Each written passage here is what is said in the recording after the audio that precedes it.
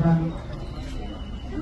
మీ అందరికీ రామానుజుల వారికి సంబంధించినటువంటి ఒక 5 శ్లోకాలు వచ్చిన ధాటి పంచకం ఎప్పుడైనా విన్నారా? పాఠండవదహన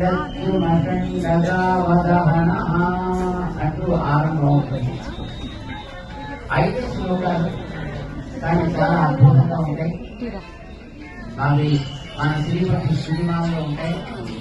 ధాటి పంచకం అని పేరు దానికి. దాని తర్వాత కాషాయ శోభి కమనీయ శిఖానివేశం ఆ శ్లోకాలు ఎంతమందికి వస్తుంది? అది చాలా తక్కువ మందికి వస్తుంది. అవి కూడా మన శ్రీమతి సినిమాలో ఉంటే మౌక్తికములు అని ఉంటాయి వాటి పేరు.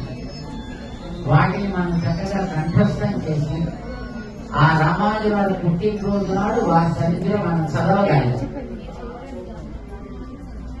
ప్రయత్నం చేశా ఎంతమంది చేద్దాం? వెరీ నైస్, చాలా సంతోషం. ఇప్పుడు ఇక్కడ నాకు తీర్థం జరిగేటప్పుడు వాటిని మన వాళ్ళు ఇక్కడ చదువుతారు.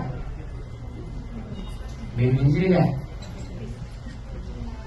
వాటిని చక్కగా రోజు మనం అభ్యాసం చేస్తే ఇప్పటి నుంచి మనకి సుమారుగా ఇంకా ఒక 12 రోజులు టైం ఉంది. 12 రోజుల్లో మనం పుస్తకం చూసైనా తప్పు లేకుండా గట్టిగా చదవగలిగేటటువంటి ప్రయత్నం చక్కగా చేయొచ్చు. మంచిగా చేద్దాం. మనకి ఒక ఏడాది గడిచేటప్పటికీ రామానుజుల వారి యొక్క సేవకులంగా, వారి యొక్క శిష్యులంగా, వారి పరంపరలో ఉండే వ్యక్తులంగా ఏదో ఒకటైనా కొత్తది రావాలి కదా, ఏదో ఒకటైనా కొత్తది మనం నేర్చుకోవాలి కదా.